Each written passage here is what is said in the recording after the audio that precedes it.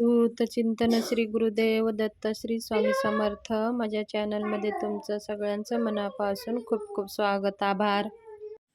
आपल्या घरामध्ये धन प्राप्तीसाठी, आपल्या आर्थिक प्रगती सुधारण्यासाठी, आपल्या आर्थिक प्रगतीमध्ये होत नसेल, अडथळे येत असेल, काही व्यापारामध्ये अडथळे येत असेल, आपल्या घरामध्ये धन येण्याचे मार्ग दिसत नसेल, बंद होत असेल, काही केल्याने आपल्याला मार्ग भेटत नसेल, तर अशा वेळेस तुम्ही काय करा, माता लक्ष्मी, हे माता लक्ष्मी लवकर प्रसन्न होणारी आणि ह्या स्तोत्रांना लवकर प्रसन्न होते आणि आपल्या सगळ्या काही आर्थिक प्रगती सुधारते आणि ज्या काही अडथळे आहेत ह्या स्तोत्रामुळे आपले सगळे अडथळे दूर होतात आणि माता लक्ष्मीचा कृपा आशीर्वाद प्राप्त होतो। तर तो स्तोत्र कोणता आहे आणि ते कसे म्हणावे ते सर्व ह्या व्हिडिओमध्ये आज आपण जाणून घेणार आहोत। व्हिडिओ स्किप करू नका, पूर्ण पहा। बघा, कोणतीही आपण सेवा उपाय करत असताना आपल्या मनामध्ये श्रद्धा, भाव आणि विश्वास असायला पाहिजे। आपण भावाने विश्वासाने जर केले तर कोणतीही सेवा व्यर्थ जात नाही, त्याचे फळ आपल्याला भेटतातच। असं नाही आपल्या मनामध्ये भाव नाही आणि आपण सेवा करतो त्याचं रिझल्ट आपल्याला बघायला भेटत नाही। तर देव कुठं बसलेला आहे? आपल्या हृदयातच बसलेला आहे। आपल्या हृदयामध्ये विश्वास आणि भाव, श्रद्धा, मनामध्ये प्रेम, करुणा, ह्या सगळ्या गोष्टी आपण करून जर आपण भावाने कोणतीही सेवा करतो तर ते लवकर फलित होते। म्हणून आपण आर्थिक प्रगती सुधारण्यासाठी प्रत्येक शुक्रवारी किंवा दररोज ही सेवा केली तरी पण चालेल। तर त्या सेवा कोणत्या आहेत? त्या सेवा बघा, आपण अगोदर आपल्या घराची देवपूजा वगैरे दररोज करून घ्यायची आहे आणि धूप दीप वाळून नैवेद्य दाखवून माता लक्ष्मीला आरती करून घ्यायची आहे। आपल्या घरामध्ये माता लक्ष्मीचा फोटो, देवघरामध्ये फोटो किंवा मूर्ती असायलाच हवी। त्याचबरोबर देवघरातली जी लक्ष्मी माता आहे ती लक्ष्मी माता बसलेल्या अवस्थेत असावी। असं उभ्या अवस्थेत लक्ष्मी माताचा फोटो नसू नये, मूर्ती असो किंवा फोटो असो। तर मातासमोर एक शुद्ध तुपाचा दिवा लावायचा आहे, अगरबत्ती लावायचा आहे, नैवेद्य दाखवून धूपदीप फुलं अर्पण करून आपली जे काही आर्थिक प्रगतीविषयी समस्या आहेत माताला सांगून आपल्या हातामध्ये 3 लवंगा घ्यायचे आहेत। ते लवंगा आपल्याला अख्ख्या लवंगा हवे आहेत, ते तुटलेले फुटलेले नको। फुलांच्या ज्या लवंगा आहेत, समोर फुलं असतं त्या लवंगाच्या, तशा अख्ख्या लवंगा 3 आपल्या उजव्या हातात घ्यायचा आहे आणि उजव्या हातामध्ये म्हणून 3 वेळेस आपल्याला महालक्ष्मी अष्टक म्हणायचं आहे। 3 वेळेस महालक्ष्मी अष्टक म्हणायचं आहे। ते महालक्ष्मी अष्टक तुम्हाला माता लक्ष्मीच्या वैभव लक्ष्मी पुस्तकात किंवा तुम्हाला लक्ष्मीच्या पुस्तकात भेटून जाईल।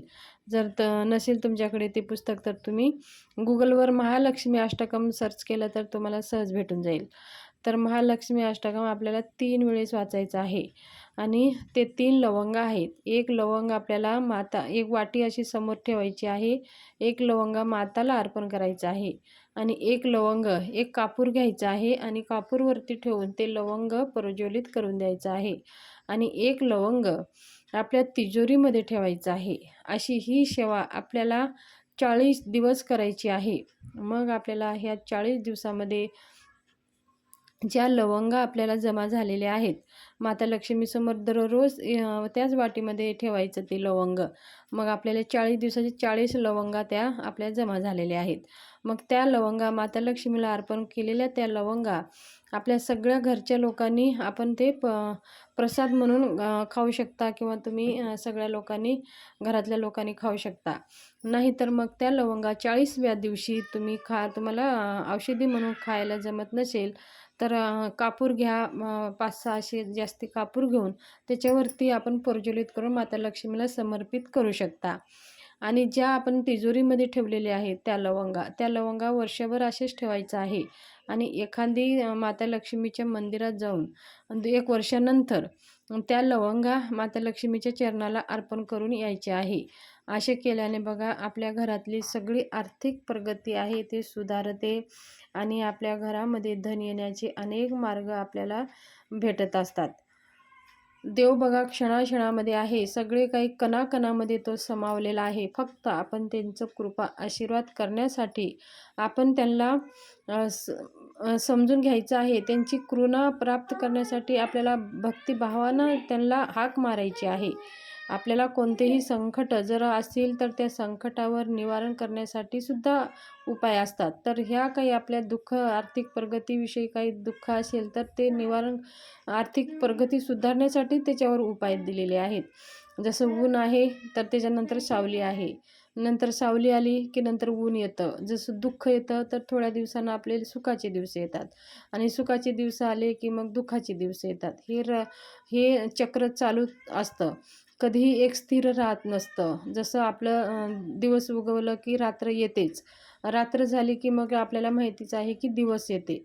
पण आपल्या जीवनातल्या परिस्थितीवर पण तेच आहे. तोच आपल्या परिस्थितीवर सुद्धा नियम लागू आहे. जसं आता आपल्या परिस्थिती चांगली नसेल, तर काही दिवसानं आपली परिस्थिती चांगली सुधारेल आणि ते आपल्याला सुधारली तर मग आपण त्याच्या वर आपल्याला असं हे करायचं आहे, समजायचं आहे की चांगले दिवस आले तर कधी ना कधी आपल्या जीवनामध्ये दुःखाचे पण जीवन येतातच.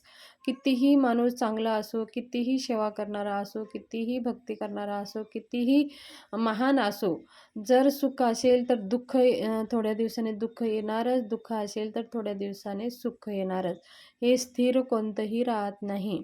म्हणून जर आपल्या जीवनामध्ये खूप दुःख असेल तर तुम्ही सेवा करा, उपाय करा. काही भगवंताचे मंत्र, स्तोत्र, जप, ध्यान, साधना ह्या सगळ्या गोष्टी आपल्याला करून त्या दुःखापासून आपल्याला मुक्त व्हायचं आहे आणि सुखाचे दिवस हे येणारच. असं नाही, कितीही आपल्या जीवनात दुःख असू द्या, सुखाचं दिवस उघडणारच उघडणार. जसं रात्र अंधोर काळोखी रात्र असली तरीही उजेड येतोच. तर त्याच प्रकारे दुःख कितीही असू द्या, संकटे कितीही असू द्या, आपल्याला चांगले दिवस येणार म्हणजे येणारच. आपल्याला खचून जायचं नाही. कोणतेही संकटे असू द्या. बघा, आर्थिक प्रगती होत नसल्यामुळे आपल्याला कर्जबाजारी होती. त्याचमुळे त्या कर्जबाजारीमुळे आपल्याला अजून त्रास होतो. ह्या सगळ्या गोष्टी आपल्याला जाणवतात. पण त्या सगळ्या गोष्टी जाणवू नये म्हणून आपण आपल्या भगवंताविषयी कनेक्ट राहायचं आहे आणि त्यांची सेवा करायची आहे. तर त्यांची सेवा म्हणजे त्यांचं मनन, चिंतन, नामस्मरण, स्तोत्र, मंत्र ह्या सगळ्या सेवामुळेच त्यांची आपण स्तुती करतो आणि आपण सुखी राहतो. जर माहिती आवडली असेल तर चॅनलला शेअर, सबस्क्राईब